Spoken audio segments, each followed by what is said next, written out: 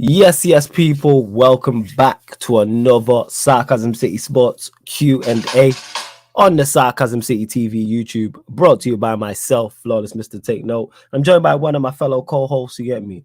A member of the Sarcasm City Sports Q&A, a member of the Analysis at Anfield, member of Sarcasm City TV FC Pro Clubs, jumps on watch-alongs. I think I've listed everything he's involved in just on this channel alone. My like Ryan is in the building. What are you telling me, Ryan? You good?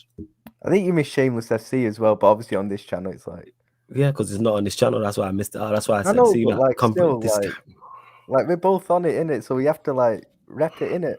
I'm just saying. yeah, we rep it, but I said specifically, I think that's all the shows he's on this channel.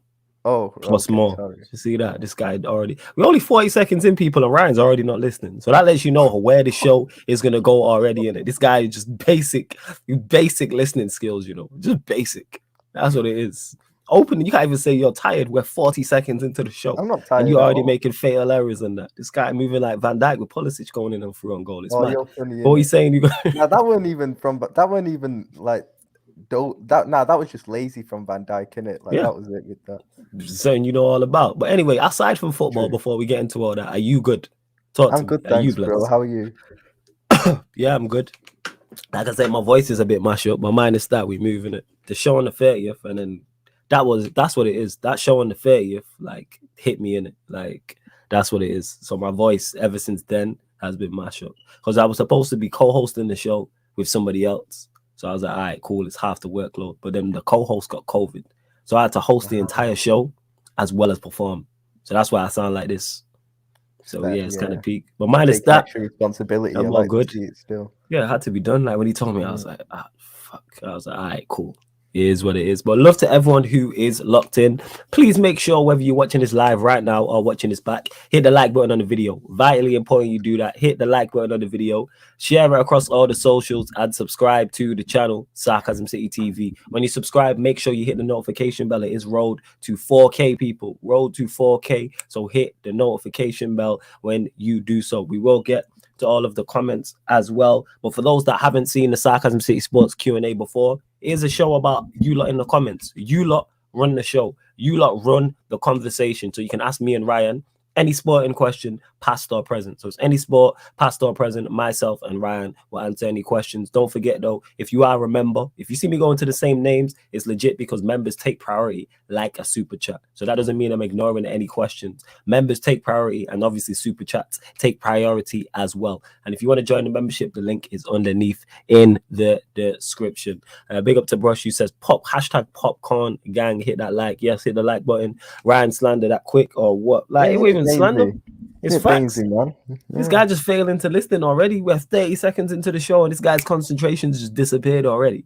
And I was praising him. Bad concentration. How you have bad concentration and I'm praising you? That's the one time you should be paying extra attention.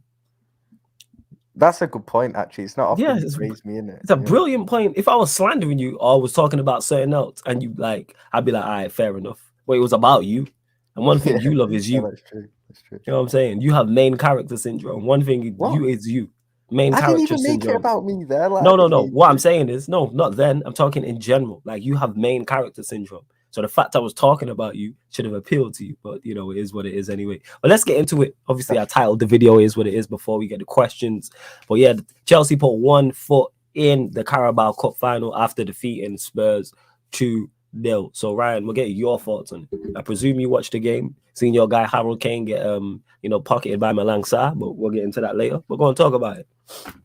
Nah, I think Chelsea were just a level above, innit? You just tell which one's the better team by a mile. A fair play to Chelsea as well. Without Thiago Silva and Kante as well, I think they both got COVID, so get better soon. Both those guys. But yeah, they controlled the game really well. They should have actually won more than 2-0. The tie should be completely over, to be honest. They had so many chances, especially in the second half, to finish it. But Timo Werner was on the pitch, so they were never getting another goal in it. So like, he's awful, isn't it? He's so bad. Lukaku was poor today as well. He wasn't good. Yeah, he wasn't good, but they did. Clearly, his mind was in Milan, fam. Pardon? Yeah, his mind's in Italy at the moment, innit? At the end of the day, but I mean, Spurs. Don't get me wrong. Spurs are atrocious defensively, innit? They were really, really bad. Just gifted them 2 goals like that. Like two really that second goal. I mean, I think that second goal is just a bit unlucky in it at the end of the Yeah, day, but that's it's just unlucky. It's comical just as funny. well. It's funny, but it's unlucky at the same time. Like it doesn't. Yeah, it's just unlucky. First one was a very sloppy goal to give away, just giving the ball away like that. I'm not sure who gave. Was it Davinson Sanchez who gave it away? I'm not sure. For the Look, first goal, yeah, yes, it was Sanchez. Played the hospital ball into Tanganga. Yeah, you're right. You're yeah. right. Or was it Tanganga who gave it away? Or was it No, no, Sanchez? no. It I was don't even Sanchez, but remember. Sanchez played the hospital ball into Okay. Tanganga. But Sanchez was playing centre back. Well, one of the centre backs. Tanganga was playing right back, and Yeah, he played the pass into him. Hospital ball. Like if someone yeah, it passed was. me a ball like that on Saturday or Sunday league, I'm kicking off. Don't do that. Yeah. Don't do that. No, I hear that. But I thought first half Spurs were really, really poor. I mean, Chelsea dominated the first half.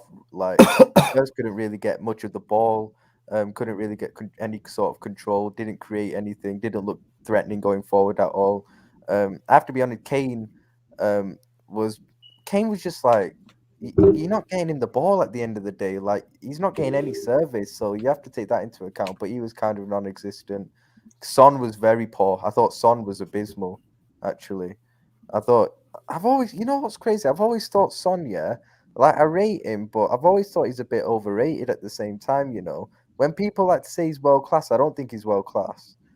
I don't think he's ever really been world class, to be honest. I think it's the team that holding him back. I think hear he could that, be but he could be. I think if he plays for you lot, he's in the yeah, he's world better class than conversation. Mane. He's better than Mane. I No. get that. Yeah, I'm not saying that. I'm saying if he plays for Liverpool, Yeah, he's putting up numbers and he's in that bracket. He plays yeah. for Spurs, man. Like that's Nah, just I a hear that. hindrance. I hear that. Yeah, I understand that, but yeah, Spurs in the first half were really, really poor. Obviously, Chelsea started with a 4 at the back. They did Yeah, the Ragnick formation, it looked to me like a which 4-3-3, surprised me but I'm to be seeing people honest. say 4-2-2. But go on, carry on, carry on. Which it surprised me to be honest because obviously, what's his name? Tuchel's been insistent on playing 3 at the back ever since he's been at Chelsea. So to change it, against a team that is also plays 3 at the back, I guess that's why he did it. To be fair, It's because it's Spurs, man. Let's call a spade, fam. It's yeah, because it's Spurs. yeah. But like, but like, oh no, I hear you. But like, I think it's that's the thing. Chelsea played that formation really well. Tuchel got it spot on. I thought Ziyech had a good game as well. I mean, that Werner should have got him that assist. That pass he played to Werner in the second It's half was quality, beautiful even though pass. That yeah, he missed a um, couple of good chances though. Like I yeah, understand Chelsea's frustrations with their attackers. After watching that game and many other games, like I've watched Chelsea a few times this season, and I'm like, I understand their fans' frustrations because the Werner chance, Ziyech has had 2 good chances. The Lukaku one yeah, early on when he they should have misplaced had the this tie pass. wrapped up today. Yes, Completely. like this should be at least. He should have been 4-0 minimum. Oh, minimum. Yeah.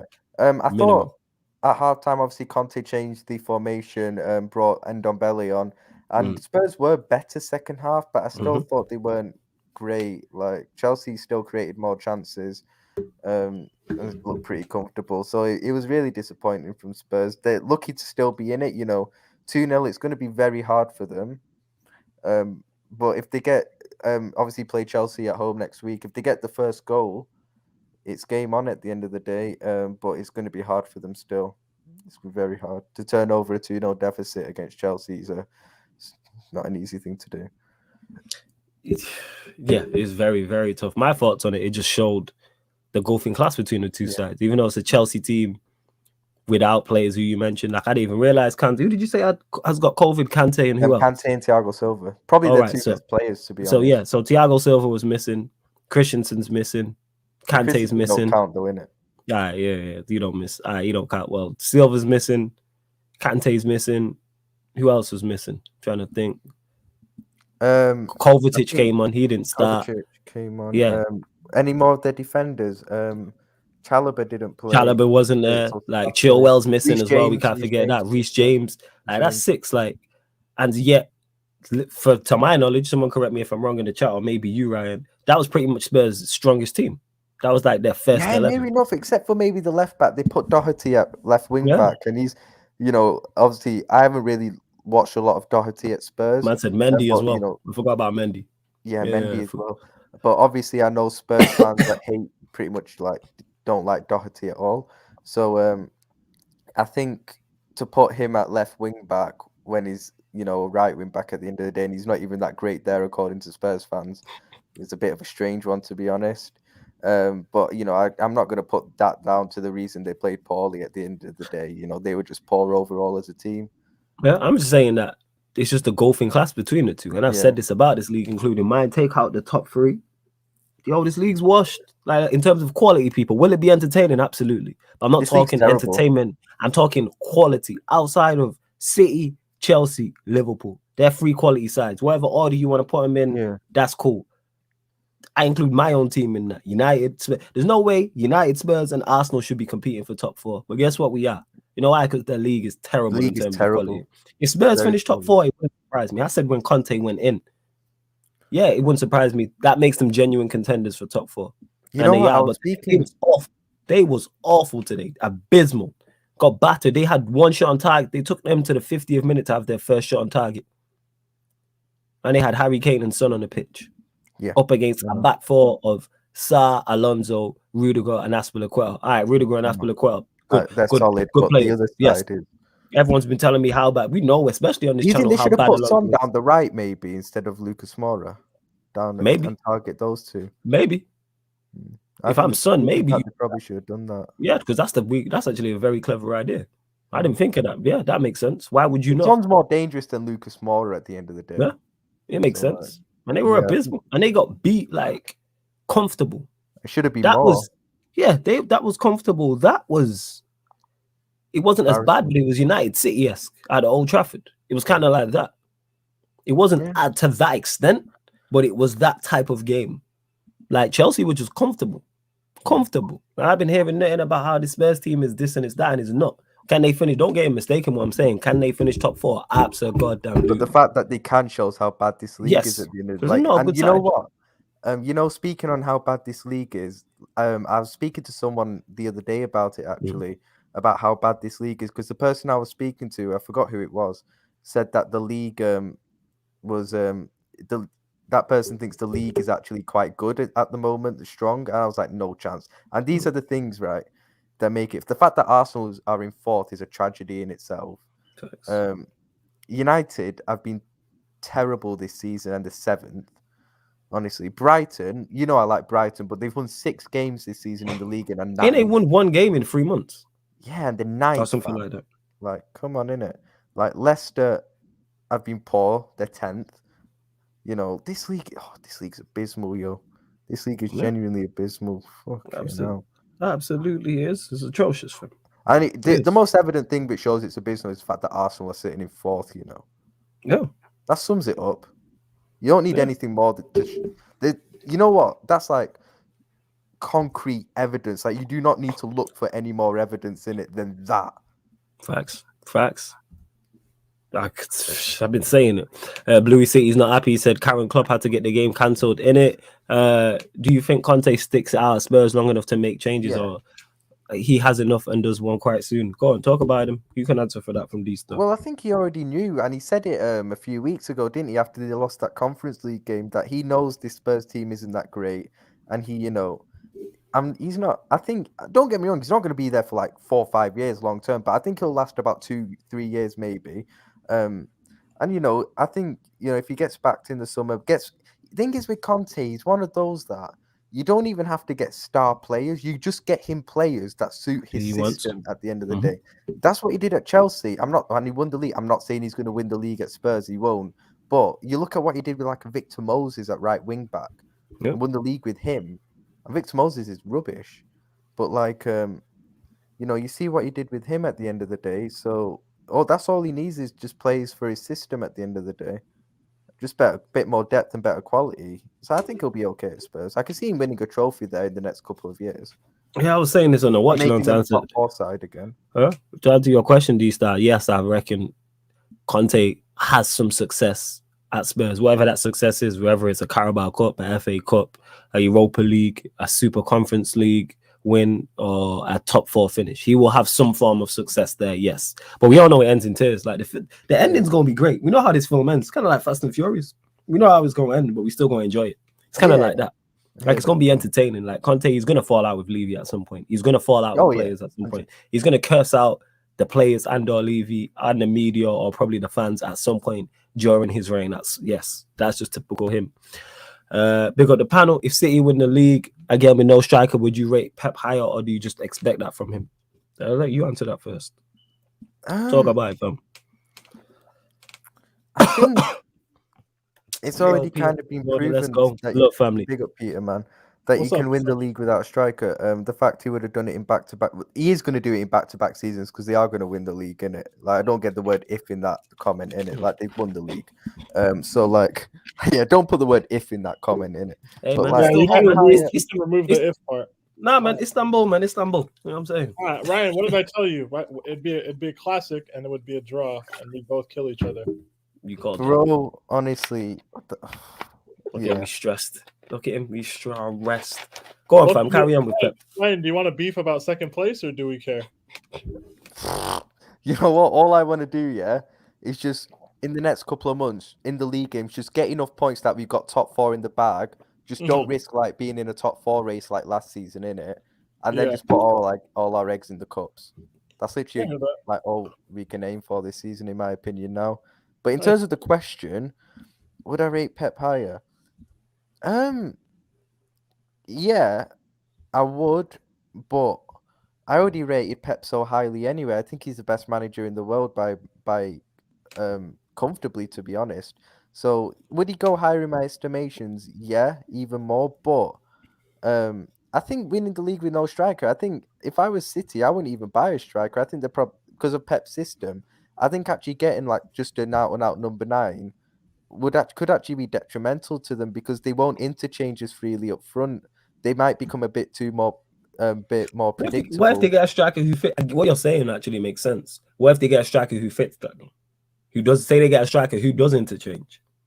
Like for instance, you're not going to sign him, but for instance, a Firmino would fit. Use him as an example. But Firmino ain't a striker, really, innit? He's a 9. Yeah, false 9, but he's a 9. False 9, but they play with a false 9 anyway. Yeah, but he's like a false 9. Firmino's a number 10 at the end of the day. That's what he really is. To me, I class him. It's weird that I'm saying this. Yeah, Lewis is modded, so it's either a fake. You'll know if it's a fake him or not. I class him like someone that got years. Like, yeah, he's a 9. He's a false 9, but he's a 9. But go on, carry on. But my point is that I'm asking you is, do you think if they got a 9 who couldn't change, does that not even help them even further? Yeah, it would. I mean, obviously, if you get the best of both, you get like a goal scorer, better finisher, and a player who can do the interchanging link-up play that Pep wants. You know, that's an added bonus at the end of the day. But I'm talking if you got someone, trying to think of a number 9, like, you know, like that. Yeah, I can't think. One doesn't come to mind. That's why I just went with Firmino. You know what? You could even say a Kane, even though I'm a massive fan of Kane. Like, you know, because Kane's stiff in it. Like, you don't move around the pitch well in it because he's just not got mobility in it. Oh, guys, Kane stinks. Hey! Put some respect on Malang Sarr, man. You know what I'm saying? After what Malang Sarr did to him. We'll talk about it later, but but I think someone like that. I think City, in my opinion, just the way Pep likes to play and his system. I don't think it's harder to defend against, you know, that interchangeable front 3 for me. So I think the fact that he's winning the league without a striker, firstly, I think it shows how shit the league is as well. That's another reason to add on to that as well. But, you know, the fact he's done it, I mean, Klopp won the league with no striker, won the Champions League with no striker as well. So it's bad about that Lewis comment. I didn't know if it was a troll account or not, but that's him. But we move. Go on, carry on. Talking about Salah. And Bluey City says it in the comments that someone like a Joao Felix would suit City a lot more than maybe getting like a natural out-and-out number 9 just because of the way that he plays. He could be the perfect false 9 in terms of the attributes that he has. So, yeah, that's what I'd say about that still. Fair enough. Yeah, you know what? We'll get your thoughts on this, Peter. So, yeah, to this question there. Big on the panel. If City win the league again with no striker, would you rate Pep higher or do you just expect that from him? I mean, context is important. They went on one of their 11-match winning runs. And like, usually the first team to win 10 in a row in the league wins the league. That's like just how it is. That's almost a quarter. That's over a quarter of the season. The fact that they don't have a 9, I guess if he wins the Champions League without a 9, I would be shocked, and that would be impressive. But for him to do something we saw him just do, Does that make me rate him higher? Not necessarily. No, I mean it's impressive. Obviously, winning a league is impressive, and it always will be.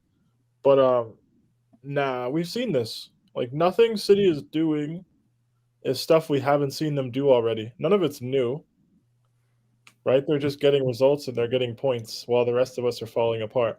But they're just good in it. Let's be honest.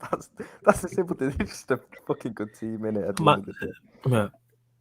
To answer the question, FA2, do I expect it from him? Yes, because of how highly I rate Pep, and I've spoke on this.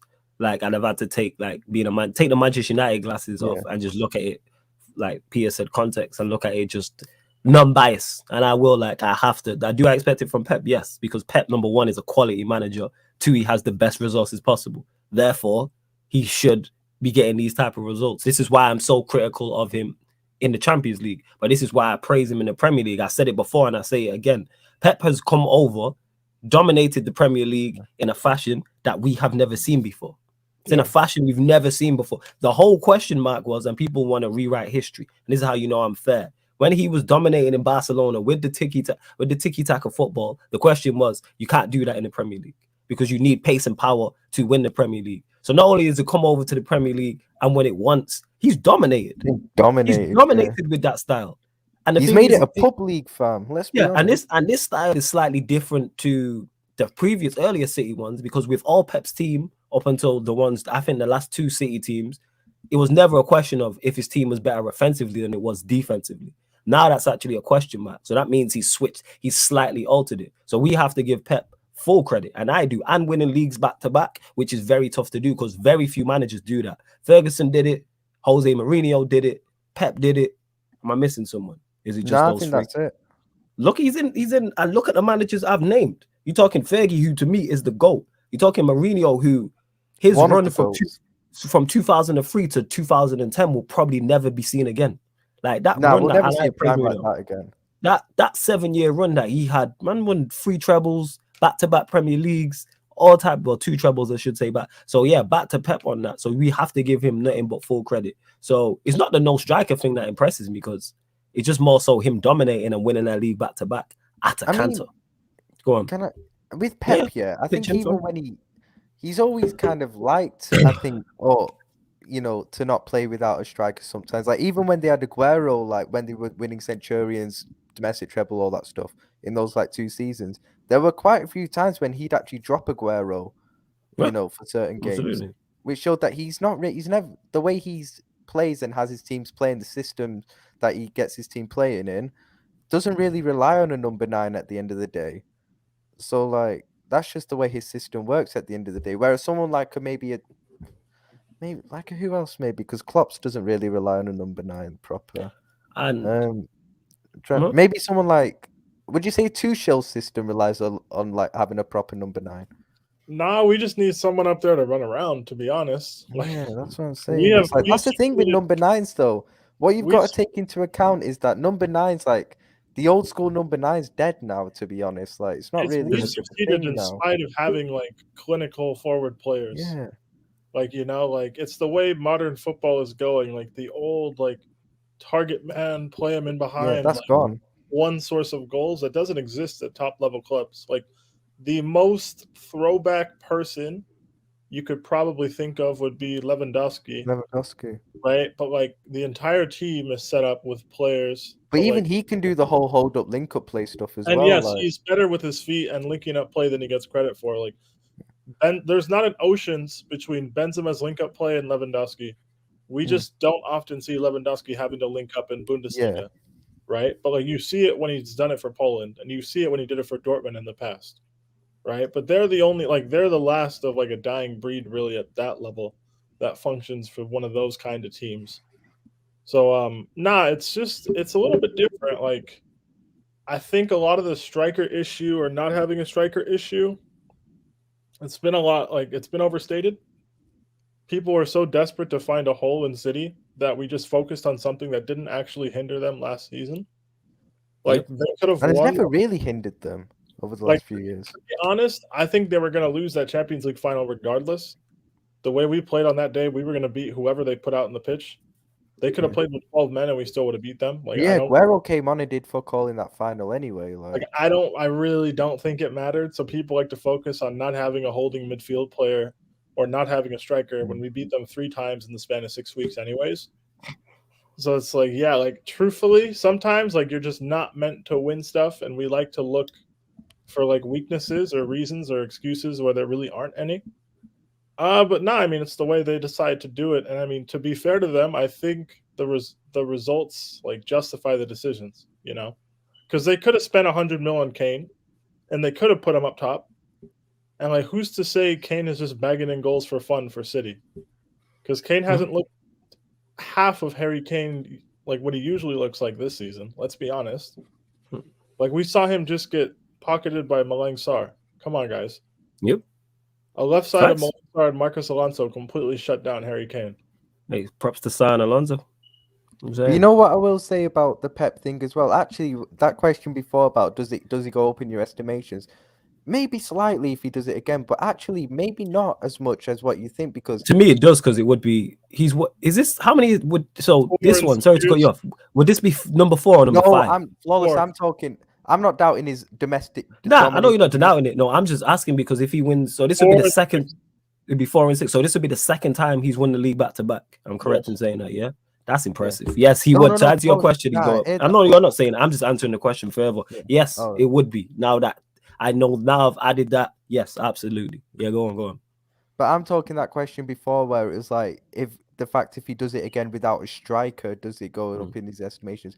Probably slightly, but not as much as what you think, because like I said, the way football's moved on for a few years now, it's not really your teams, like Peter said, the top teams don't rely on having the no fashion number 9 now. It relies more on that central. I'm not even a 9. I'm talking the central forward player, really contributing to the overall team performance and team output, and link up play, hold up play, build up play. That's more important now than just providing the tap in at the end of a chance, innit? Like, and just providing the finish. It's more what they bring overall now. So that's the way football's changed at the end of the day. And City share their goals out, around the team. Liverpool kind of do, maybe less so than City, but we still share our goals out, especially in the attacking positions. Chelsea do. So yeah, that's just so. Actually, I don't know if it's as impressive as what it might seem, just because of the way football's moved on. If he'd have done this, won it back to back without a striker, maybe 10, 15 years ago, I think that would have been very, very impressive. Just because of the way football was there, where you were more reliant on having like a proper number 9. But now it's not really like that, to be honest. Oh, I fully hear that. Let's get to Dan's question. Like I said, people, members' comments do take priority, like a super chat. So if you see me going to the same names, I'm not ignoring you. Big up how much achievement does a manager need to become a legend manager to be one of the best? This is a good question, actually. This is a good question, and there's so many different factors. For me, definitely domestic success. Absolutely, like domestic success has to be. They're saying, sustained. Like you have to win your league back. If you're not winning your league back to back, you're not in that goal conversation. Yeah. If you are winning your league back to back, like that has to be up there, because that's just the basics. Also, you have to be successful in Europe. Even if it's a one time in the Champions League, you have. That's just to me. You have to be successful in Europe. Yeah, and again, longevity over a number of years as well. The Mourinho we all see now is not the Mourinho we seen in 2000. Like Mourinho would have retired in 2010. We would have been looking at him like one of the greatest managers of all time. And it's sad to see. If Mourinho stopped after Inter won the treble, yes, you could legit put down as maybe he could have been. Him and Fergie, and I'm not hearing other's. I don't care. Yeah, you're definitely up there. You could take Mourinho's 8 years, put it up against Ferguson's 20 whatever at United. And he has a debate. Like, I'm sorry. Jose's prime was ridiculous. Yep. Like his prime, man. That's me saying that. That's why I became a fan. Prime Jose nearly made Ferguson retire. Yeah, like prime Jose.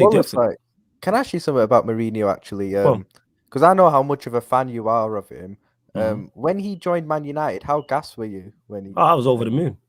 I'm so thankful I wasn't streaming.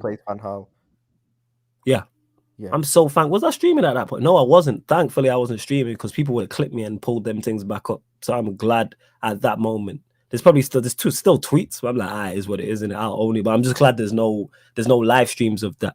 But yeah, like to me, yeah, like I said, to become a legend manager, one of the best domestic success, and that's sustained domestic success over at least a minimum 5, 6, 7 year period. At least back to back, you have to win back to back titles. Have to, whether that's in one country or that's multiple countries, and you need to have success in Europe as well. You know what I'm saying? You need to have success in Europe. Carlo never retained the league, but yeah, and should like how many? But here the thing is, these are caveats with these. How many Champions Leagues has he got? Is it like 4? I'm sure he has 3. somewhere. Yes, he Is did. it Though. 3? He did. Yes, he did. I swear he coached at Bayern for multiple years. I'm gonna have a set. See, so there we go. I'm gonna check Yeah, now. he might have won back to back actually. Yeah. And Yeah, he won I'm sure he Champions has. League I don't with- think he did with Milan actually, but I'm gonna check. I'm literally having a look won now. Champions League I with two don't different know clubs, about didn't he? Ancelotti. Yes, and that's where you escape from that. You get what I'm saying, and that like that's what changes that. Like if you don't win back to back like domestic leagues, but you win multiple Champions Leagues, I'm like, all right, there is No, he only there won is one Serie A with the Milan, you know. yeah, there is exceptions to all people. Oh, Carlos Zidane. is a better league Nah, he manager. won back to back leagues. Carlo. It's like Zidane. Like Zidane, to my knowledge, hasn't won back to back leagues, but is he still up there? Like if he carries on, yes, because he won 3 Champions Leagues in a row. If you win 3, let me have that. If you win 3 Champions Leagues, you're in the conversation If with you domestic success. If you win multiple Champions Leagues with one club or Champions Leagues with multiple different clubs, and I think yeah. the longer apart they are, the better that benefits you. Yes, Because you could sit here and say Ancelotti won the Champions League in 2 different eras of football. Facts. Absolutely, facts. I'm having a look here because I know he won. Like he's just hella disrespected for what. Like people don't understand. He's been managing like longer than Ryan's been alive. You always say that Like, when you speak about It's Ancelotti. facts. He's been managing. You know what I'm saying? And he's going to Like- win another league title this season after everybody said he was washed at Everton. Yeah, So, he's Well, going to win it easily this season. You know what I'm saying? And don't get mistaken, people. They are contenders for the Champions League. Yep. They might not be the best team, but are they going to be in the conversation? I say Yes. they're the dark horses for it. Like truly. Which like, sounds proper weird dark claiming horses. Real Madrid are a dark horse for anything, but it makes sense. Yeah, Yeah. it makes absolute sense. This is crazy. Absolutely. Yeah, subscriber mode back on, people. Don't worry about it. I know you can't have a kiss, you weirdo. You know what I'm saying? These mod accounts are crazy. But yeah, that adds into it. Like I said, you need to. So let me reiterate that.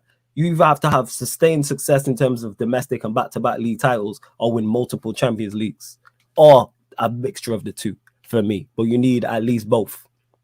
Like there has to be some sustained success somewhere. Like Zidane, for instance. Like what Zidane's done is incredible. That's why if he carries on, it'd be interesting to see where he goes next. He's in that conversation. He's already a tier of, like he's already above a Wenger to me because of what he's Oh done. yeah. He's already clear, and Wenger I rate highly, but he's already clear of Wenger.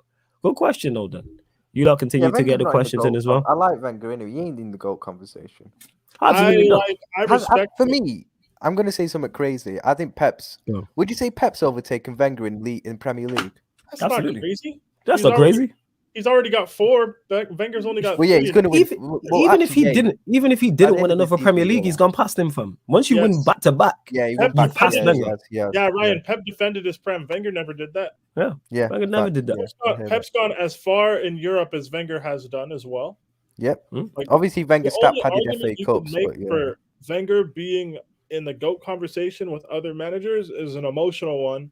Yep. Based on the revolution in the Premier League in terms of like tactics and team preparation that was spearheaded by the modernization of football led by Arsene Wenger, right? But like beyond that, there's really nothing you can point to on his CV. Like When you base it tangible. off trophies at the end of the day, it's the same thing that's Yes. going to happen with Klopp. Like when Klopp leaves Liverpool, I don't want him to, I don't want to look back at his era with just one league title or one Champions League. That's not enough for me. Whereas you look at Wenger, and it's probably the same story with Wenger. Like 3 league titles in 22 years is not that good a return at all. No 3 league Champions League titles in either, 20 like. something years, a bunch of FA Cups, no European trophies. No European trophies. No, yeah. No European he's- trophies. Plus both finals he was in. He's already cleared. He's already done cleared Wenger. Yeah. Yep. Like he's already done. Pep can retire tomorrow. He's a better Premier League manager than Wenger. Oh, You guys- 100. Yeah, 100. Yeah. I agree. Yeah, like Wenger's like up there with the Premier League because he's won one, which a lot of managers haven't. So he's won multiple. I think is he 3? He's won. He's won So 3. he's won 3. So he's behind Fergie. He's behind Pep in terms of Premier League. I'm talking solely here.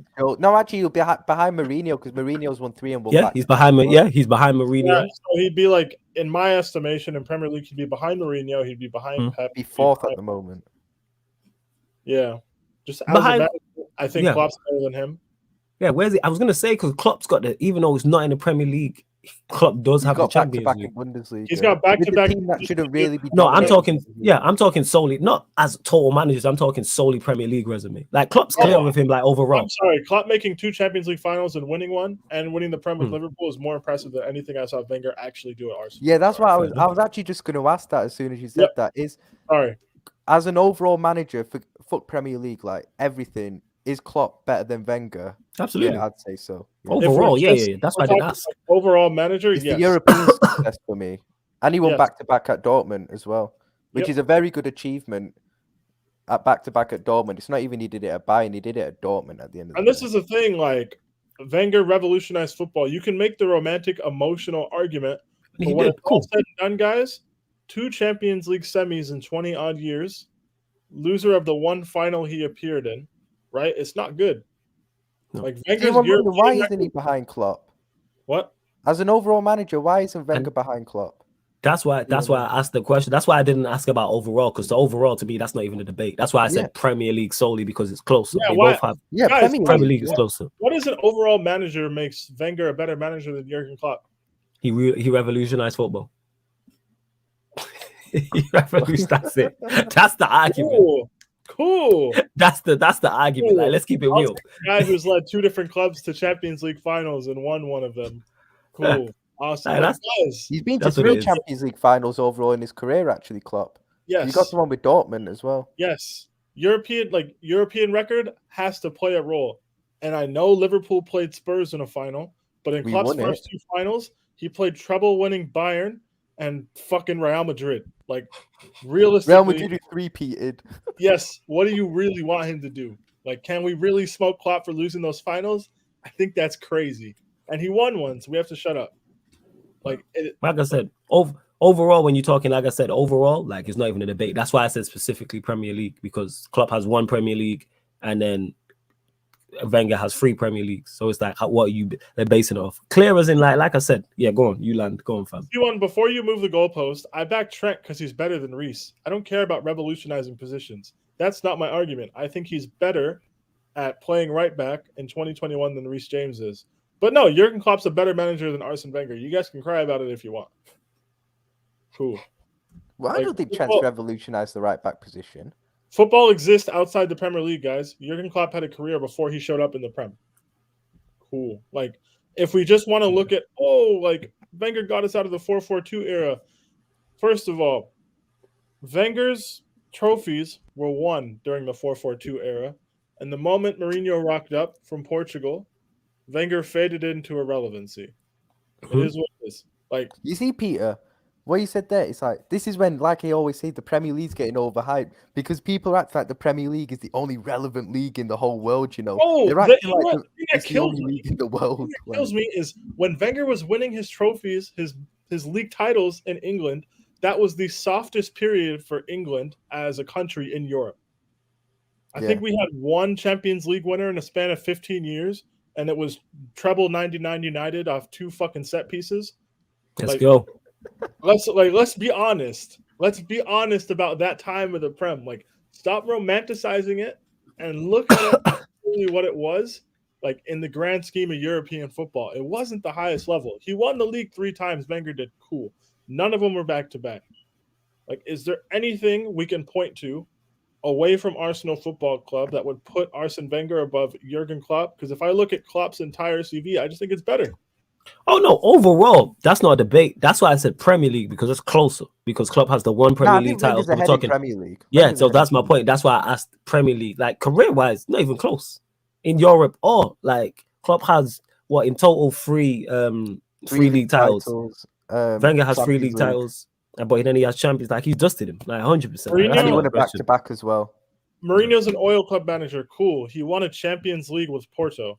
Yep. And Inter Milan, who weren't the best team. I won 2 trebles, man. Don't Yeah. doubt on, Mourinho. Don't question Mourinho's prime in it. Like, So no, sure, Mourinho's cool. prime. No, see, you're Right. talking about Premier League career. We're talking about overall, like as managers. As a manager, it's not all about the Premier League. It's Yeah, not Premier about League the Prem Wenger's better, guys. isn't it? Like, There's yeah, more to there's more to managing football than just the Premier League. yeah. We are discussing managers as managers. Fair Like enough. cool, you guys have a trophy you painted gold 19 years ago. That's dope. You got bumped out of Champions League by Claudio Ranieri and Wayne Bridge. People forget that Arsenal were willing to just give that trophy away to Wenger when he retired from Arsenal. Like, they don't even care about keeping it themselves. Like, come on, innit? Like, the Premier League just felt sorry for you and just gave it to you because they thought that, you know, people might just have to remember this, innit? And But guys, if Ruud van Nistelrooy didn't lean back too much in a penalty, that team probably doesn't get spoken about too many times again. like, guys, understand, I'm not even Jurgen Klopp's biggest fan, but purely as managers, I'm sorry, like, yeah, he's a better manager than Arsene Wenger. Another myth: Arsenal would not exist if Wenger wasn't there. Not true. Arsenal had 10 league titles before Arsene Wenger showed up. This is not true. Arsenal big, yeah, and this is me saying this. Arsenal are a big club. Like, Yeah, let's not do yeah, that. they are. Did they Wenger are. help? Did Wenger help elevate them to another level? Yeah. Absolutely. The same way Fergie helped elevate Manchester United to another level. But before Fergie, Manchester United were still Manchester United. You know what I'm saying? Like, they still had however many double figures in league titles, still had 2 European trophies. And it's the same for Arsenal. No European trophies, but they still had double figures. They're still the most decorated. At that time, they were the most decorated club in London. They have more, and they still have the most league titles in London. I think they're third on the list behind United and Liverpool in terms of domestic league titles. Like, this is not what we're doing. But no European Cups. Just put that No, yeah, and like, let's be honest. European history matters. It has of course. When you're talking elite level managers. Absolutely. It has to matter. It just has to. Like, I don't know why we're so quick to discount what Jurgen Klopp has done in Europe with 2 different football clubs. Paulus, it was you and I on an NBA stream one day when I was looking up Arsenal's record in the European Cup. Yeah, right? I remember. Yeah, dude. All right. I remember. People in the comments, listen and listen good. Arsenal have won 8 knockout round ties in the Champions League since it's reformed to the Champions League. 8 knockout round ties in 30 odd years. Right? 8. Chelsea, we all call an oil club and a small club and more relegations than league titles, whatever. We have won 19. Right? Jurgen Klopp, off the top of my head, 3, 4. Jurgen Klopp has 8. What are we doing here? He has 8 at Liverpool. Not even at Dortmund. He has 8 at Liverpool. Yes. Yes. The record is spooky, guys. The record is spookier than you think. It's terrible, isn't it? Cup Winners' Cup no longer exists. Chelsea have 2 of those. Nobody cares. But yeah, like, guys, you know what it is with Arsenal in Europe?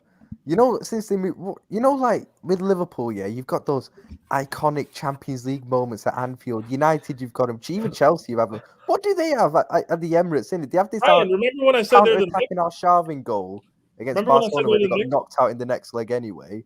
Bro, you called them the Knicks. You play the Champions League anthem. They're the Knicks in Europe. I promise you. Like, their most iconic Emirates memory in Champions League in the last 15 years is Arshavin scoring a first leg round of 16 goal against Barca, a return leg in which they lost, by the way. Yeah. Like, cool.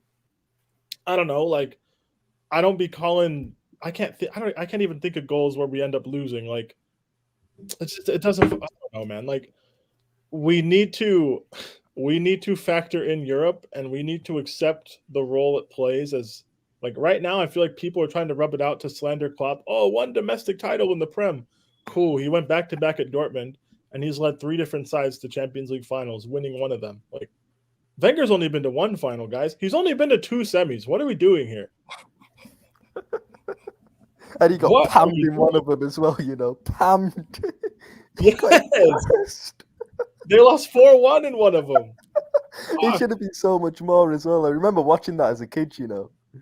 Oh, my God. Like, And that was when Arsenal had like a half decent, some really good players as well at that time, like Van Persie, Fabregas, Ryan, Nasri, etc. the period where they were winning all the leagues between like 98 and 04. Guess how many European knockout round ties they won in the Champions League? Go on. Nah, fuck off, really? Nah. Nah. Oh, that shit. That shit. Oh. Yep. It's worse than you think. Days, yo. Yep. They won one. They ran into Wayne Bridges Chelsea and got packed. It happens. You know what? This is spot. You know, this shows how embarrassing Arsenal's European history is. When Zayn says, didn't you see the Europa League against Benfica last season? That was scenes. Bro, it was no fans there. It was in a neutral ground, and it was like the round with 32 or last 16 of the Europa League. In 2019, their parade route for the Baku final got leaked, right? Their parade route got leaked to the press. Our team was fighting on the pitch the night before. Sarri stormed out of the ground. Arsenal fans like, oh my God, we're going to win Champions League. We're coming back. Keep in mind, this is fucking Europa League, guys. Chelsea had nothing planned. This was Maurizio Sarri's last match. He'd already got top 4 as well. Like. Yeah, there was no stakes, right? Like, we rushed Conte back from injury because 4 days before this final, we flew to the States to play a friendly to combat anti-Semitism. And Ruben Loftus-Cheek's Achilles exploded. So we had 2 fit center mids because we weren't playing fucking Ross Barkley, let's be honest. So, like, we played a half-fit N'Golo Kante, beat them 4-1. Their club has never been the same. Like, but you know what, guys? Like, cool.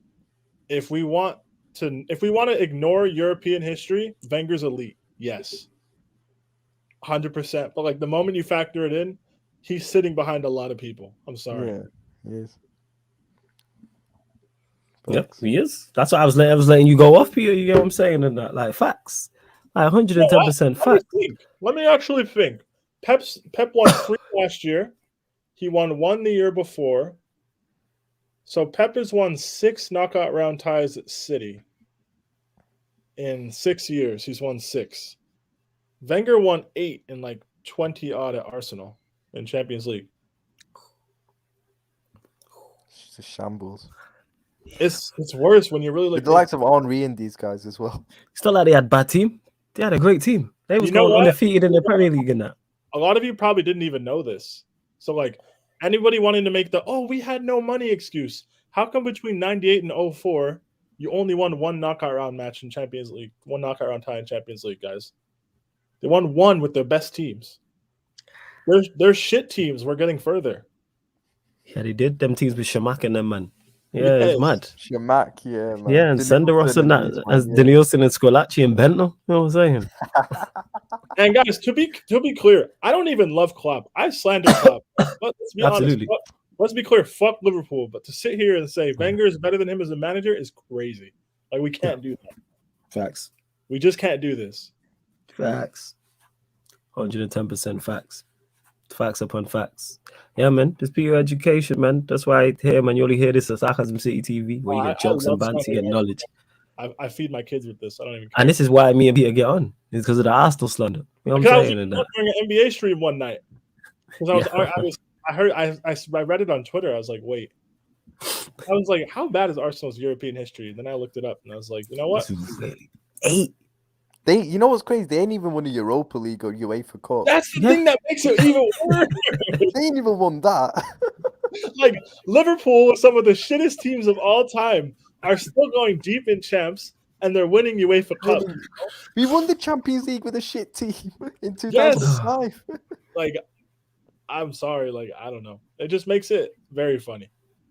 But nah, guys. So next time Arsenal fans try to talk to you about, like, oh, Klopp only has 1 domestic trophy, like, all right, cool. Like, fine. Just, like, send them a picture of the Champions League. It's fine. Like, that's what I do. That's how I respond to every argument.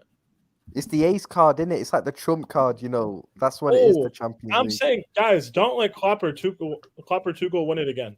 Don't let it happen. Because if Tuchel wins the Champions League this year, he's better than Wenger. I don't care. Oh, yeah, 100. Yeah, if he wins 2, yeah. Back-to-backs, yeah. Yep. Back-to-backs. If Klopp wins it, he's better. Like, he's already better than Wenger. But if Tuchel wins it, he's better than Wenger. I don't care. Like, longevity, you can have all that. Nostalgia, like, modernization, like, revolution. You can have all that shit. I'll take my Champions Leagues. Yeah, it's mad. So, That's mad.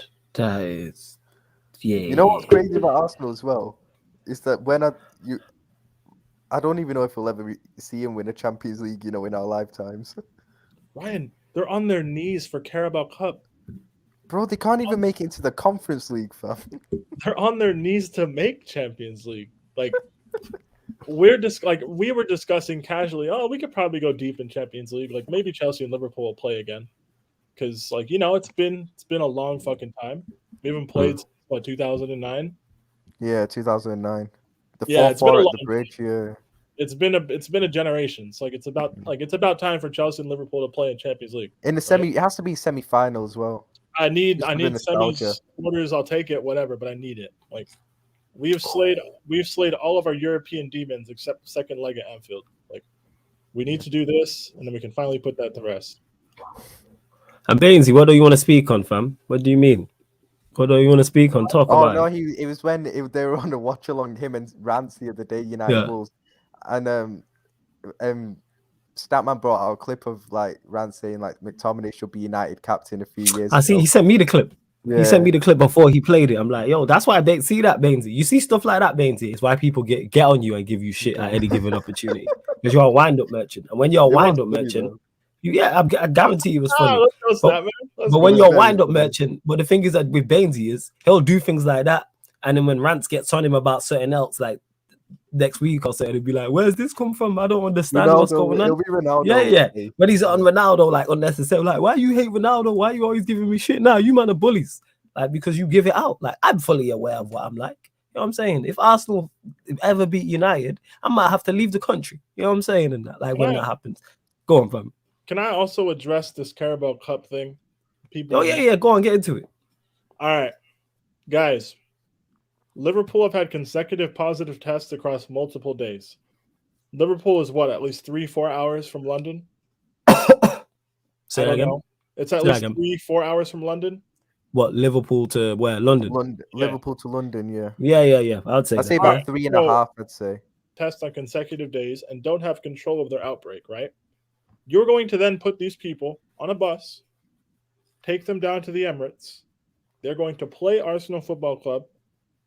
Then they're going to go back, right? What happened when Chelsea played Everton, despite multiple COVID positive COVID tests and like an outbreak? What happened when Chelsea played Wolves? Both teams had like 2 weeks off because of postponements, because they then couldn't field the team. They needed to shut down their training ground, right? Mm-hmm. So we want to risk spreading Liverpool's outbreak to Arsenal Football Club instead of rescheduling a fixture for 2 weeks down the road. Does that make any sense? Fam, they get their second leg at home now, Arsenal. But like people are like, oh, they have enough players.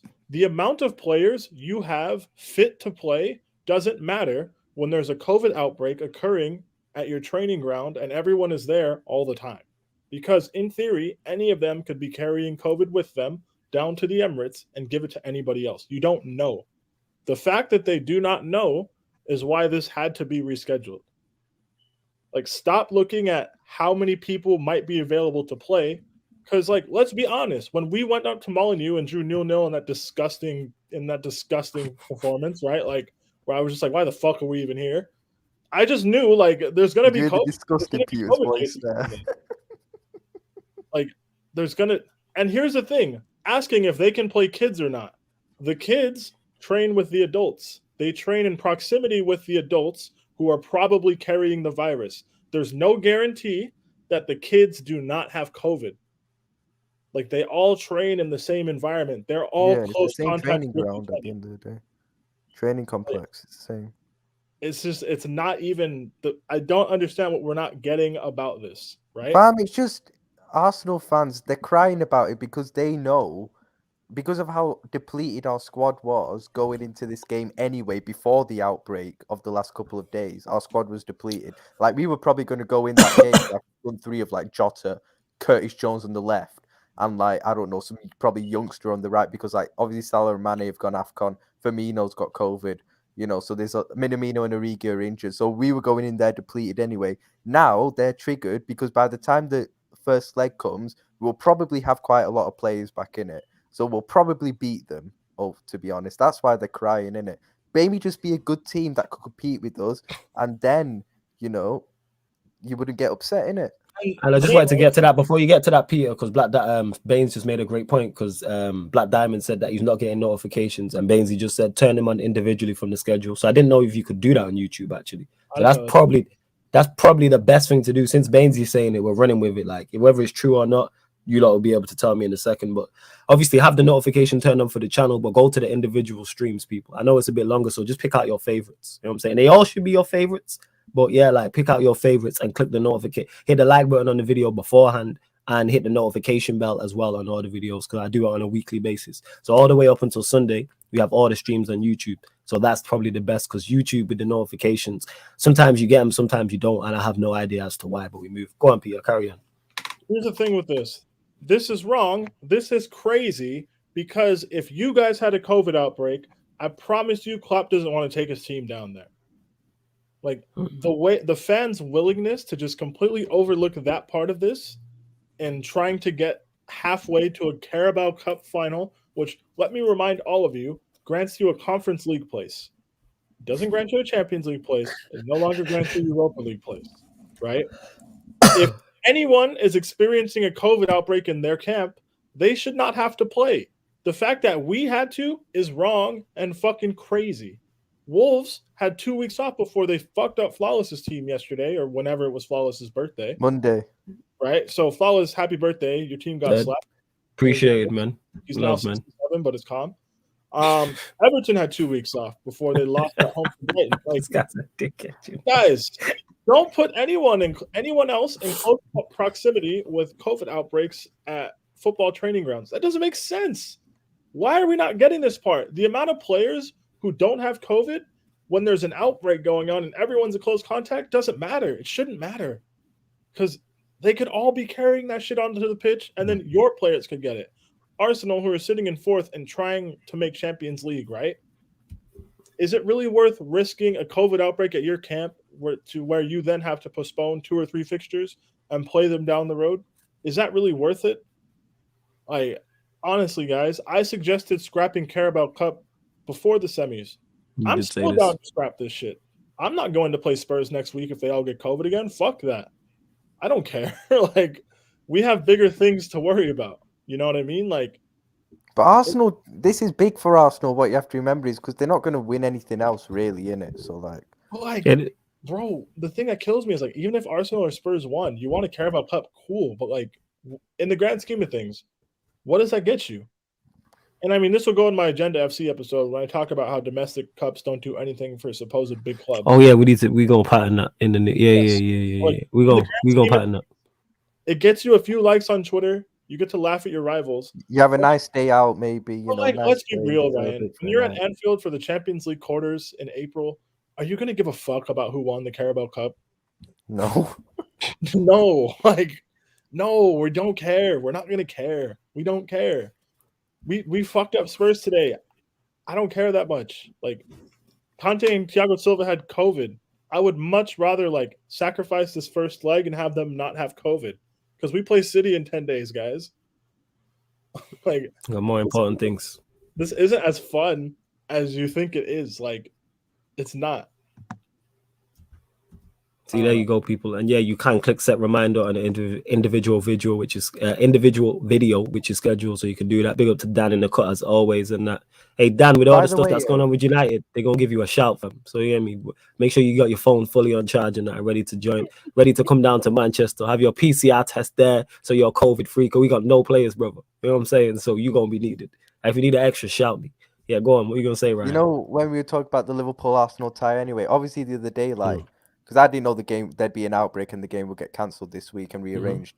But I thought that I had big doubts whether we'd go through just because of how depleted our squad was, especially for the first leg. But now it's probably has done us a favour, because for the 2 legs we should have a bigger, I'm not going to say a perfect squad, obviously, but like a bigger squad and more options and better options to choose from. We'll be in a better place for those 2 games. So I think I'd put us back to defo being clear favourites to beat Arsenal over 2 legs. Now I'm a lot more confident now over winning now. Oh, let's be real. Arsenal fans, you're getting sacrificed at Anfield next week. It is what it is. It happens every time. It does happen every time. I remember last time they went there early on in the season, it was, or if we win, we're gonna be we're gonna be in a title race. We're title contenders. Based off of what? What made Arsenal fans think they was gonna go to Anfield they were playing and get a win? Like half of their plays in combined 11s, combined and all this 11s. shit. Like, I'm like, I hate Liverpool more than I hate Arsenal. But come on, man, like enough's enough. Like have some. There's a thin line between shamelessness, and just plain undignified in it. And I just try not to cross the two. Like, come on, man, I'll go all the way up until the shameless barrier. But like, no, we're not doing that. I'm not going into the undignified. Arsenal are nowhere near Liverpool. They're nowhere near Chelsea, and they're nowhere near City. They're in the mix with us and Spurs and West Ham, and wherever you want them to fall, cool. But like, let's call it like, be honest. You know what I'm saying? Can we talk about like, Man United? If you want, you lot continue to get your questions in. Yeah, chat to me. I need to get some sources to talk about, like on Man United tomorrow. I need like everything in full. But yeah, talk about it, fam. I just wanted to discuss it because I haven't spoken to you about it really that much recently, innit? Why are you smiling about it? Yo, this guy smiled and laughed, you know, when asking me a question. I'm going to be upset that United lost, it. Yeah. We talking about the game? I thought you were talking about all the news afterwards, but yeah, go on. Ask me in it. Feel free. It could be overall on United just as a club at the moment, but like, especially on the game the other day, but like, it was crazy because like, obviously, like, it was the fact that Wolves, you're getting dominated at home. Like, you legit got outplayed from start to finish. Like, it was crazy. And the worst thing is, when you looked at the team that United put out as well, with, you know, zero ball retention in that team as well, like, you just knew that Wolves were going to dominate at the end of the day. Like, and the thing is, I didn't even think Wolves were like amazing in it. Like, I've probably seen Wolves play better than that in some games. Put it this way, this is crazy. I actually think Wolves played better and created more chances, arguably. Well, they definitely created more chances in the game where they lost to you earlier on the season. Do you remember? Yeah, you could argue. Yeah. I agree. Yeah, they did create more chances. Yeah, go on, Peter. Before you continue, to get one last dig in at Arsenal Football Club, I looked up the record at Anfield in all comps since Klopp showed up. You've conceded 30 goals in 8 games since he showed up. Yeah, it's ridiculous. Ridiculous. Day and 8, you know. That day and 8, you know. Yeah, bro, let me do my maths in it. Plus 30 divided by 8. That's exactly what I'll get the calculator on right now because my maths is terrible. 3.8. You're almost at 4 a match. All right, yeah. So just for slander purposes, well, it's 3.75. We'll round it up. That's why when I said we'll round it up to 4 in it. And also if it weren't for Ramsdale, we would have actually won that game by 8. Before the Premier League match, I said 4-1. Arsenal will get a goal at like 3-0 down. People, we're gonna win. I was like, all right, cool. And then, like, I don't know what it is. Like, they think it's Champions League and get scared or something, but, like, they hear, like, Liverpool, and then everybody just shits their pants, and it's bad. Yeah. Disgusting. They do shit themselves when they come to Anfield. Yeah. It's the most them against City anywhere or at Anfield is the most shameless twerking I've seen a supposed big club do for another big club in my life. 100 facts. Yeah. It's disgusting. It's like, bro, I was in a space earlier on, Hey Zane, you know why I run this agenda? Because I can. That's why. Because you're Arsenal. Don't matter if you're above us. You could be a league above us. Like, I'm gonna still shoot. I have not said anything wrong about Arsenal. Yeah, where's the agenda about Arsenal? Like, no, but these are how weird some Arsenal fans are in it. It's like, I was on a Twitter space earlier on today, and we were discussing, you know, the tie in at Liverpool Arsenal, what's going to happen, all that, and it was like, literally, I remember an Arsenal fan said, "Oh, we'll beat Liverpool," you know, and, you know, did you see they lost to Leicester 1-0? You know, and I was like, and I responded by saying, well, only a few weeks ago, you lost to the worst Man United and Everton teams in living history, bro. Like, come on. Like, your team is not that good.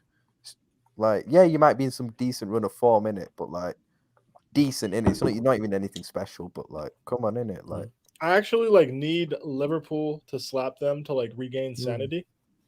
Like, trust me, guys, I would bite your hand off to play Arsenal in a cup final instead of like fucking Liverpool. But like, I actually can't have this. Like, it's gotten too far. Dan says, big up to Dan. He says, the first 15 minutes at Old Trafford was probably the best this season. We had 9 shots on target, hit the bar. De Gea made some decent saves. He really didn't do much at Molineux. It was good. You played well. So on to the United. Because obviously, I'll talk further on this tomorrow on Man United. Well, technically today, 5 p.m. So I'll talk more on that. Dan, let me know if you're about and hop on. I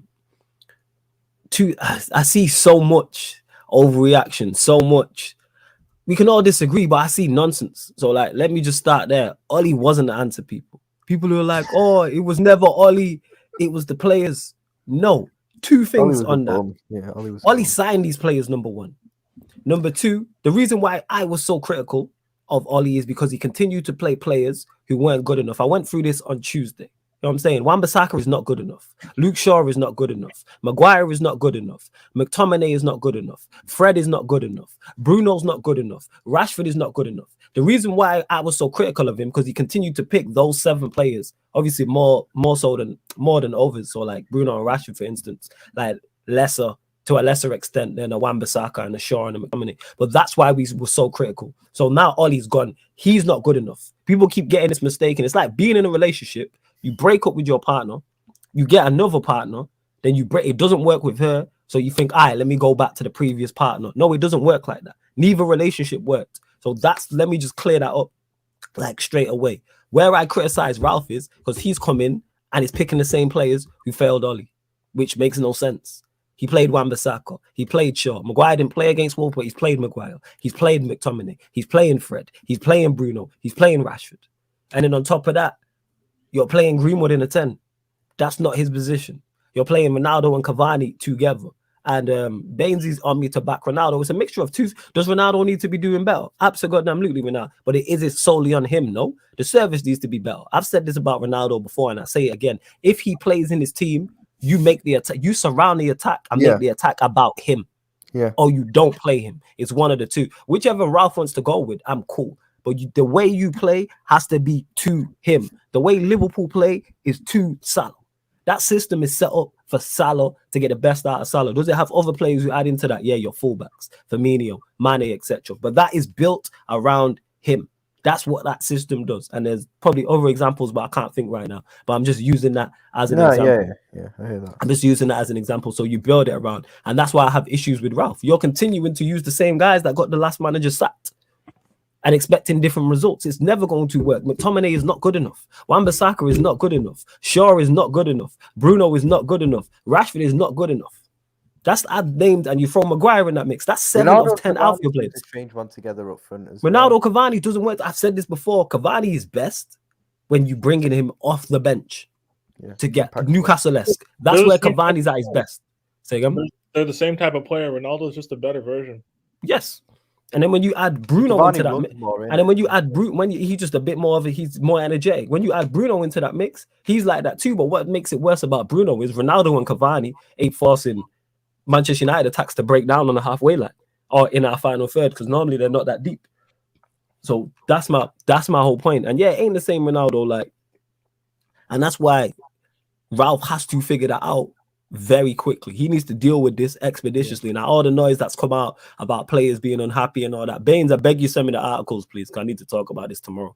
But all of those articles, players being unhappy, I've said this before and I say this again, and I'll die on this hill. Any player that doesn't want to be at Manchester United Football Club should be sold, no matter who it is. I don't care if it's one of my favorites. I don't care if it's one of my favorite players. I don't care if it's a player I don't rate. I don't care if it's a player who's could have been signed for 150 million. I don't care if it's a player on a free. I don't care if it's someone I know who's come through Carrington. If you don't want to be at Manchester United Football Club, you should be sold. Why can't people deal with that's a simple solution to an easy matter?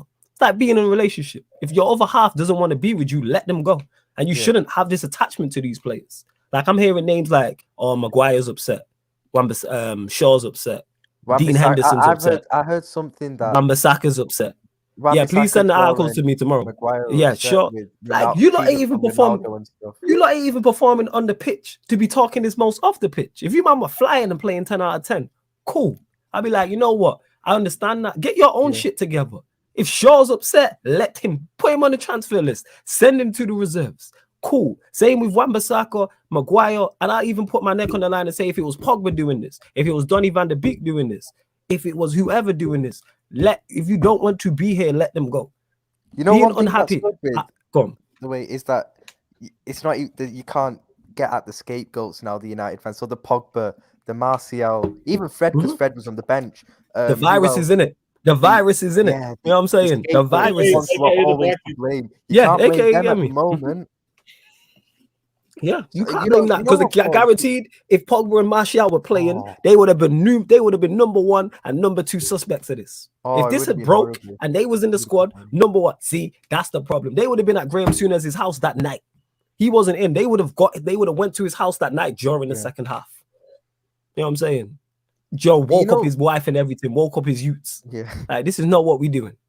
You know, go you on, made man. a very good point when you mentioned Ollie. Actually, you know, it's like all the fanboys are coming out now saying, Yeah. "Oh, look at how well Ollie was doing. We miss him and stuff." You know, it was the play. Well, actually, it was the players. You know, well, actually, no, it works on the other way now because you're contradicting yourself. Because all the Ollie fanboys were saying we're giving Ollie the biggest credit for leaving a brilliant squad for the next manager, and now you're getting on the players now. Clearly, he didn't leave a brilliant squad there. If you're blaming the players and saying the squad ain't as good as what you think, clearly, Ollie didn't do that. He didn't leave a good squad then, or as good as a squad as what you man made out that he did. Eventually, we're gonna have to acknowledge these midfield players as a collective are not good and do not complement each other. No. The spine of your team is weak. Yep. Your fullback pairing in Wan-Bissaka and Luke Shaw stinks. Oh, it's Absolutely. horrible. Yeah, Like, Absolutely. Let's be real. Let's be honest. I'm still there. Huh? Manchester United aren't set up to play a 4-2-2 because you cannot make a midfield 2 complemented by inverted 10s that supports any front 2 in your team. Like, Bruno doesn't fit anywhere. You probably have to put Pogba off the left, which is fine. But then I'm stuck selecting from Matic, Van de Beek, Fred, and McTominay as a midfield base, right? My 2 strikers, unless I'm putting Greenwood there, I'm playing clones in Cavani and Ronaldo. Rashford's woefully out of form. Sancho's best position, natural position, is playing off the left, but he's going to probably have to get shoehorned over to the right-hand side because there's no one else to play there.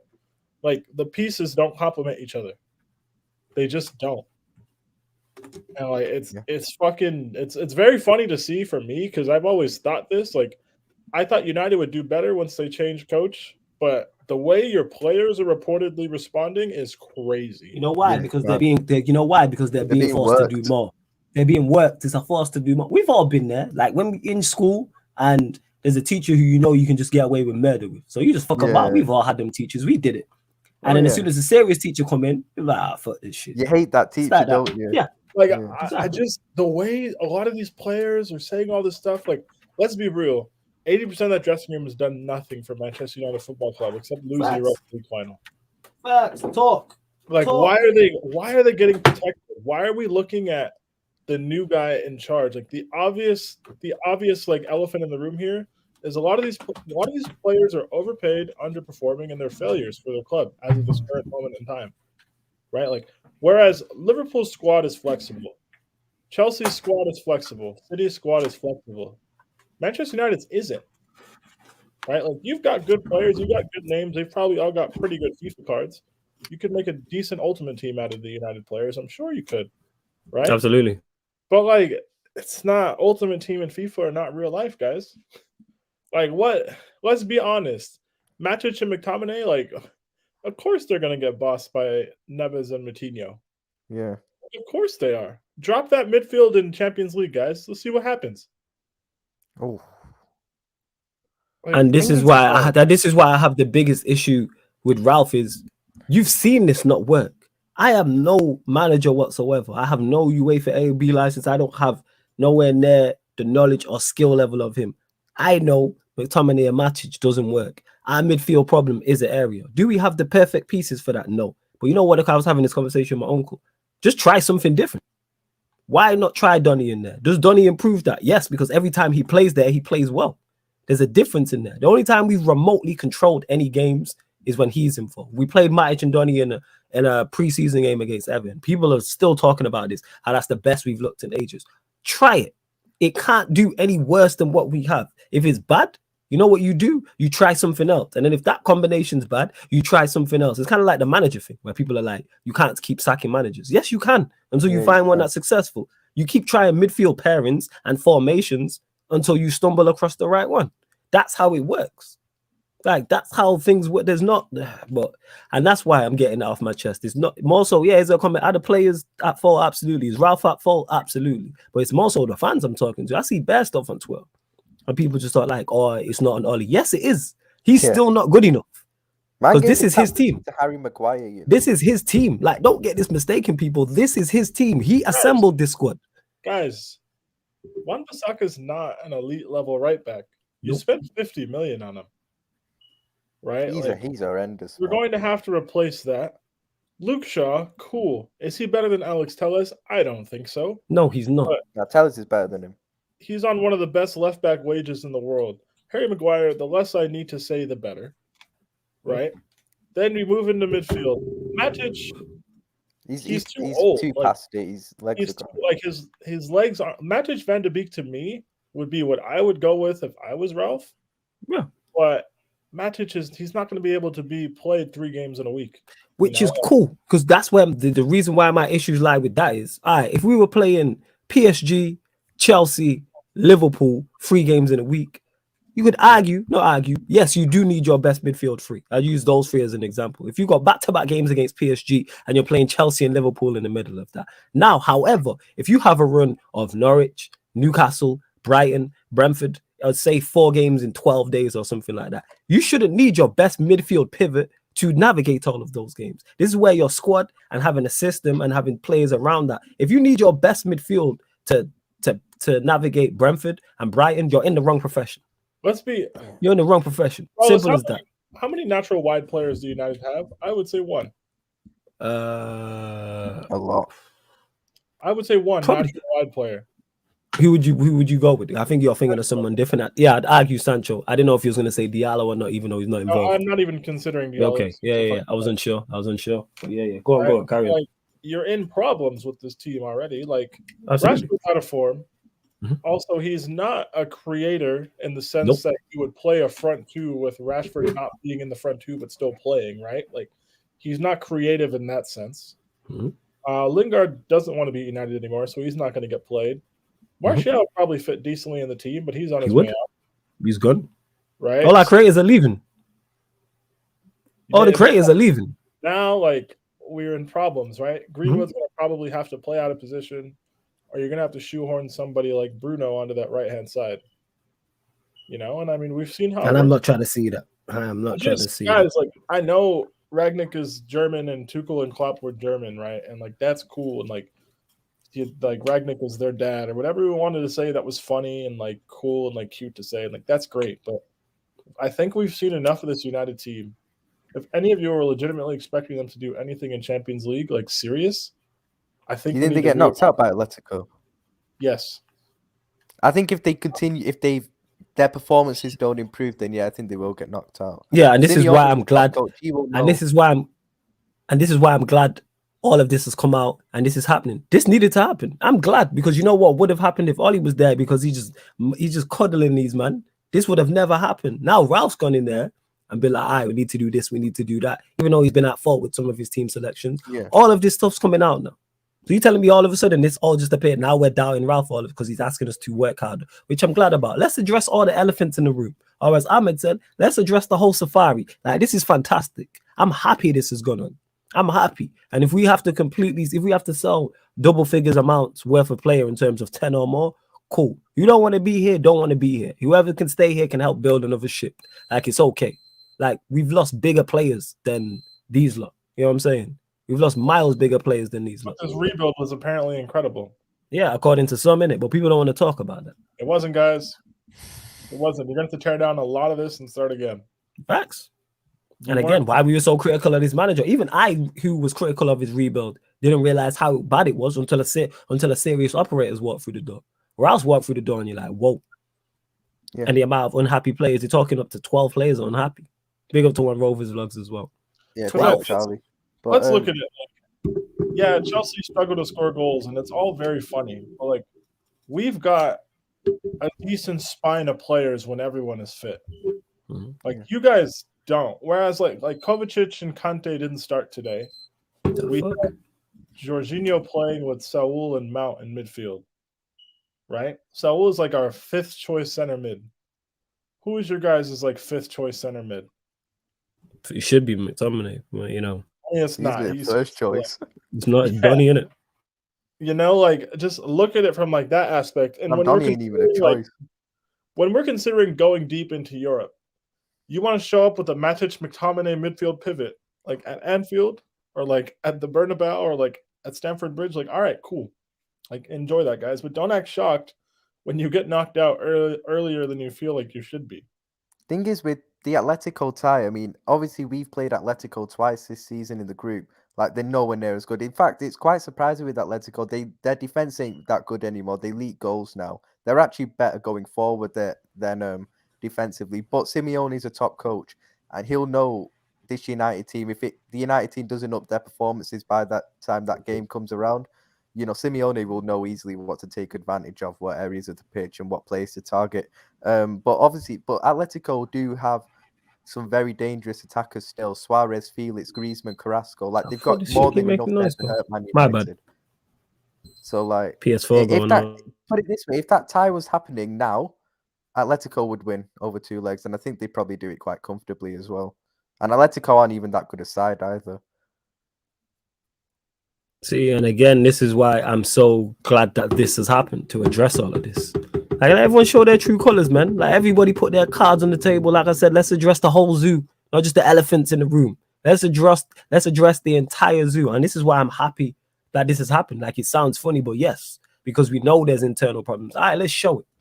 Let's see what's what. Because yes, the Wolves defeat is a blow, but it doesn't change anything too much in terms of long term of what Manchester United are trying to achieve. We still got there's the top 4 race, still in the FA Cup. Obviously, we play Villa Monday, and the Champions League against Atletico Madrid. So let's see what it is. Because now what I like is, for the first time, now the players are under pressure. Like, you're under pressure anyway playing for Manchester United, but now this is severe. Like, what happened to Lukaku with that? This is the entire squad. Because nobody knows exactly who it is. You can't pinpoint and say, oh, it's just Maguire, or it's just Ronaldo, or it's just whoever. There's no like, scapegoat. Everybody is under the microscope. Everybody is under the microscope. Good for Chelsea. There we go. The Lukaku incident was good. Look at how Would the you team say is. there's any player at Man United who's not under who's not, really under pressure, or maybe the players who are there, like Eric Bailly. Everyone like else is under pressure. Even. I would say like De Gea. Yeah, De Gea. I still think even Phil De Gea's Jones under a bit. No, because De Gea is because he's been the one performing, and like I always say, I hear that. Performances, 99.9% of fans will forgive you. Like that, like his distribution. Yeah, well, I'm saying nobody's doubting. When I say, I'm not talking the skill. I'm talking about him wanting to be there and him performing, because he's been performing through all of this. Like, now, if a player doesn't trap back, you're under the mic, things that wouldn't have been noticed before. Now people are gonna notice them. Like, people are gonna be looking at Ronaldo's body language, Rashford's body language, Bruno's body language, all those type of things. It's all of those type of things. So yeah, he's on one. Sorry, people, that's my PS4 bleeping in the background. I have no idea why, but yeah, that is Bainesy right there talking about Ronaldo's the best thing to ever happen to Bainesy, whatever, man. But yeah, I'm glad it happened. Very, very glad it happened, man. And I look forward to seeing how it transpires on the pitch, because this is the kick up the ass they needed now. It's like players who there is reports, and with those reports, there's probably players that haven't been at all. What's the word I'm looking for? Who is not true, but they're being doubted now by fans. So it's like, all right, let me show you. It's that type of thing. So yeah, man, we'll soon find out. But yeah, we're gonna close out the show, people. Ryan, anything can you want I to just add? answer the one last question? Get to it. Someone asked, I think Zayn asked thoughts on Coutinho possibly returning to Gerrard's Villa side. Like, I was having a conversation about Coutinho with my dad earlier on today, and it's like, with him, when I heard he's 6 league clubs are in for him, 6 Prem clubs are in for him, and he's deciding who to go to. And, my dad asked me, would you take him back? And I was like, if he is able to be fit consistently, I'd take him back tomorrow morning. Because honestly, for me, he is. I love Coutinho. For me, Coutinho's probably my top 5 favorite Liverpool players that I've seen. My favorite, he's probably in my top 5 still. I loved him in it. Your midfield but obviously, bench also stink. Pardon, bro. Your midfield options off the bench stink, bro. Exactly. Like I'm sick of I'm sick of the passion merchant midfield now. I want a techie ball retention, actual talented midfield that's good on the ball, like a Fabinho, Bro. Thiago, Coutinho midfield. I'm sick of the Hendersons. I like James Milner in it. I'm a fan of James Milner, but he's done now. That Milner and Henderson performance at Stamford Bridge was criminal. Don't remind me, fam. Oh my god. It was so bad. It was horrible. so bad. It was horrible, but I mean, Coutinho, obviously the top Reds on Twitter, they get onto you when you say you take Coutinho back at Liverpool because of the way he treated the club trying to leave and stuff. Fam, I don't care about all that, innit? All this emotion. It's not a relationship. It's not a relationship, man. I take Coutinho back tomorrow morning. This is a what have you done for me lately sport? What have you done for me today? Now, I'd rather keep Oxlade-Chamberlain than get Coutinho, man. That says it all, fam. Like, come on, this is Philip Coutinho. This guy was carrying us in a shit team. This guy was curling in 30-yarders in the top corner literally every week. This guy was so sick. Like I said, he's in my top 5 favorite Liverpool players I've seen. My top 5 favorite. Honestly, I love him. I'd take him back tomorrow. I don't care what he said about the club. I don't care how he tried to leave. I'm not on this sentiment thing. Just get him back home, innit? Just get him back. Nah, keep playing Milner and Henderson in 2022. Exactly. We're playing the 36-year-old James Milner away to Chelsea, fam. Nah. I'm sick of the passion merchant midfield with these Henderson guys in and stuff. I like James Milner. Like I said, I'm a fan of James Milner. I've always thought he's been underrated. But he's 36. He's done. Henderson's just not that good. So, Thiago, Fabinho, Coutinho, come on, man. Give me that midfield, innit? How long until United win a Premier champs? You got major surgery to do first. Absolutely. I don't know why Peter said that with that sinister smile on his face, but I do agree with him. He's right. Don't smile at me, fam. But on that note, we go close out the show. We got to crawl before we can walk, guys. Come on. Yeah, exactly. We just try to crawl. We just try to get on our hands and knees. You know what I'm saying? We trying to roll off our back. That's what that is. We trying to roll off our back. Chelsea by bringing in some random German. I can't believe it. It's bad. Hey, we still out here. We still outside. We're not back up though, innit? We took a hit, but we're gonna be back up. Yeah, we back down. But we gonna be back up. Mark my words, people. I ain't jumping off no bandwagon in it. I ain't Chelsea and Liverpool fans calling the title in January in it. I still say we finish in the top 4. I'm still confident against Atletico Madrid. I'm still confident at Bayern Munich. We'll see you in St. Petersburg. Bayern Munich, yeah? Yeah, I'm tripping there, fam. I forgot you what I was want saying. I don't want Bayern. I remember your fans bring me Bayern. Hey, that's fan base. Hey, they don't cut. I talk for me. I remember them. They don't talk for me. What I'm saying is I'm still confident in the top 4, still confident against Atletico Madrid and FA Cup as well. That defeat there don't change nothing in that sense. I'm still confident of all those 3 things. Statman claiming Ronaldo wins the UCL. That's Bainesy though, man. Bainesy just said 37-year-old Ronaldo is the greatest thing ever to happen to Manchester United. Don't pay him no mind on this. He's emotionally invested. Don't pay him no mind. All the greatness, all the great things that have happened to Manchester United, and he puts that Ronaldo coming the first time was better than this time. Ronaldo landed the original Ronaldo signing was better than that. We signed some greats, so this is not what we're doing in that. The apology should be where is the disrespect, Bainesy? Who has disrespected Ronaldo by saying he's not going to win us a Champions League? How is that disrespectful? I think God himself probably gets us to a semi. He probably reaches us to a semi. I've got to respect Statman for this. He continues it. No matter how shit Ronaldo plays, he continues to back. I love it. I think it's I think it's hilarious. All right, we go close out the show, but we're going live on Twitch for Pro Clubs, people. We're going live on Twitch for Sarcasm City TV FC Pro Clubs. The link for the Twitch is underneath in the description. We're gonna go live on there pretty much as soon as this finishes. I'll do it tomorrow, Bainesy. But yeah, the Twitch is underneath in the description. Download the Twitch app. You sign up for free. The same way you comment and watch on YouTube is the exact same on Twitch, people. We're going to close out the show. Ryan, anything you want to add before we leave? Not really, man. Being a good stream, funny stream to be fair. So yeah, make sure you tune into Pro Clubs. I'm not going to be on it because I have to wake up early tomorrow. But make sure you tune in, people. Yeah, I was gonna watch it, Bainesy. I know what you mean. Yeah, no stress. Yes, Peter. Anything you want to add before we leave the stream? I'm good, guys. Jurgen Klopp's a better manager than Arsene Wenger. That's basically, guys. Next time you want to slander Arsenal, just bring in the European history. I laid it all out for you. It's all on the internet for you to find. Big up to everybody. I don't know when we're doing an NBA stream next. Yeah, you ain't not done one for a while still. Nah, because we're looking at the big games, innit? That's what it is. More so. Yeah. So we slow down with the NBA streams, but they will. Don't get mistaken, people. There still will be NBA streams. They'll just be less. That's we'll all. try to bring you like a few a week, guys. Yes, we definitely will. We're just gonna pick out the big. So, for instance, if Lakers play Clippers or Suns play Warriors, or there's a big showdown, we'll do that. That's what it is, people. But yeah, man, love to everyone that's locked in. Like I said, head over to the pro clubs. I mean, the Twitch. You hear me? Sarcasm City TV, FC Pro Clubs, people. Love to you lot. The Q&A will be back Sunday. And this has been the Sarcasm City Sports Q&A on the Sarcasm City TV YouTube.